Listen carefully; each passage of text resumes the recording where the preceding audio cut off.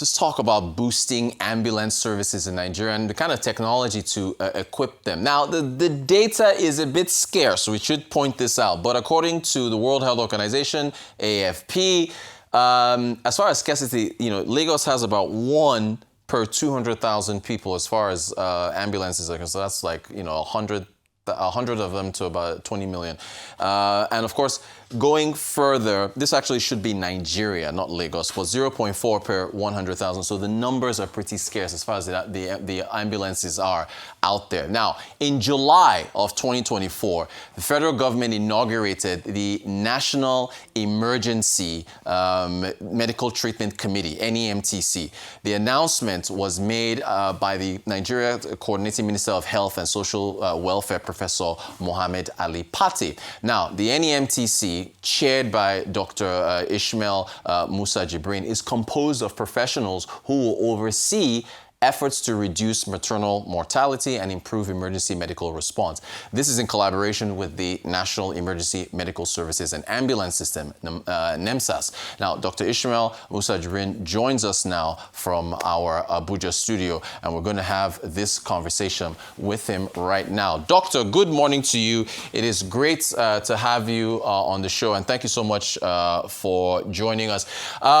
So I guess, one of the first things I'm wondering is, other people are wondering, is how the committee will collaborate with the states, right? A lot of people think about, Abuja making all these decisions, and what's the realistic way that the states will collaborate to scale ambulances through the country. So can you talk to us about that?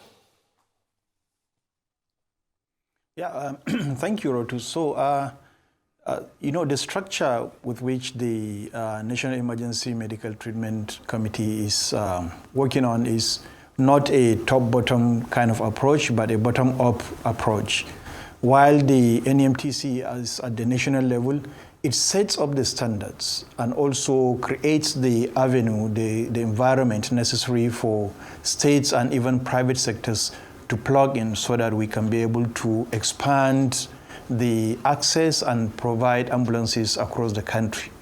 As you've mentioned, in July last year, the Honorable Coordinating Minister, Professor Mohammed Ali Pate, under the stewardship of His Excellency, the President Bola Ahmed Tinubu, set up this vision. And to date, over 30 states have plugged into the NEMSAS platform. We have only about 6 pending states, and we are working to see that by the end of the year, God willing, we get them also on board. Many states have already started transporting emergencies and sending claims, because the arrangement is the national level pays for all ambulance transports. This is to avoid a situation whereby ambulance service providers would avoid to transport patients because they cannot afford to pay. It should be gone. The days are gone when you cannot access emergency care because you cannot afford. And this is the vision by which the NEMTC is set up, and our collaboration with the states is to help them set up the structure, the SEMSAS, the State Emergency Medical System and Ambulance Services, as well as help them map out the ambulance or emergency assets, be it the ambulances or the treatment centers, and also provide them with operational funds each quarter so as to cushion the effect of setting up these structures and running them. And so far, like I've said, we have been successful in about 30 states, and we are hoping to complete that in this year. Now, I mean, you've seen the figures on the AFP had a report that we played months ago. We've even had guests in the past talking about the low ambulance to population ratio, for Lagos, 1 to 200,000, What do you make of that figure? It's pretty low, and with what you've just told us now about this partnership with the states, because I know they have to purchase these ambulances. What's your take on how to scale that number up significantly? Yeah, so first, let me point out that I think we should be we should give credit where credit belongs. You know, before this administration, we were almost at, you know, nil. Now, even with the 100 that you've seen in Lagos, I would tell you Lagos has done extremely well. It's even better than most states in the country. We might think it is low because we are comparing them to developed countries. We should remember that, for example, in the UK, the ambulance system is at least 190 years old. It started since 1832 with horse-carriage ambulances. Then maybe around 1877 or 1870 when the St. John's Ambulance Association came in. In US, it's at least 160-year-old. We cannot be matching with them when we started just about last year. The World Health Organization's recommended standard is an ambulance for every 100,000 population. So we will say, based on that, Lagos will be expecting to have 200 ambulances. If in the short period they have been able to have 100 ambulances, that is commendable. But in fact, in Nigeria, the standard we set for ourselves is 50 ambulance, one ambulance for 50,000 50,000 population. So we are setting a much higher standard than even the World Health Organization, but certainly we need time. This administration has made certain strong commitments in terms of providing the funds, setting up the structure, and bringing the political will so that this system would scale up. So I really think what Lagos did is exceptional, as well as other states like Yobe, like Kaduna State and Kano State. So we are on track, Rotus. I think it's just a matter of time.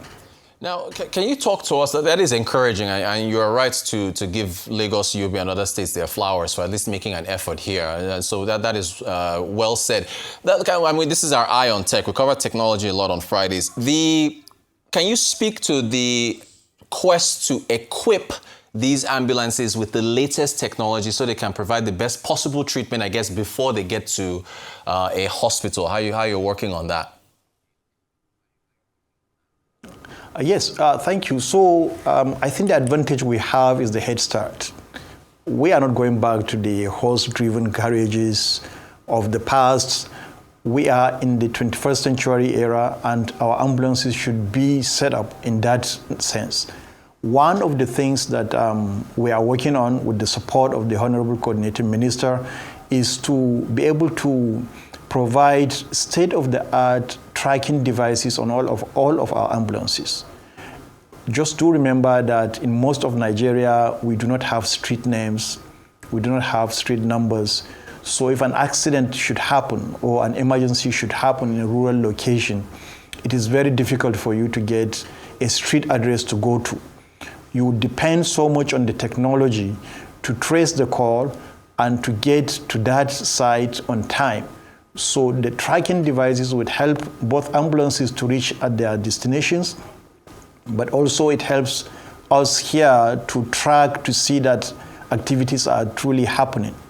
In addition, there will be communication gadgets so that we are not simply dependent on cell phones, but each ambulance will be equipped with radio communication devices.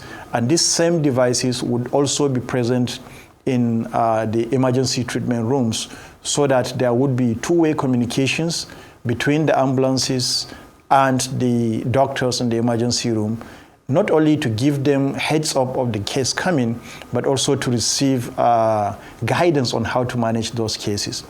Also, each state will have a well-equipped emergency call center where citizens can call into either the national emergency call line of 112 or the state's local 11-digit call lines. Citizens can call into that number, and then there will be a competent staff to pick up the call and triage them as appropriate and dispatch ambulance where necessary. Also, we are not forgetting about the equipment within the ambulance.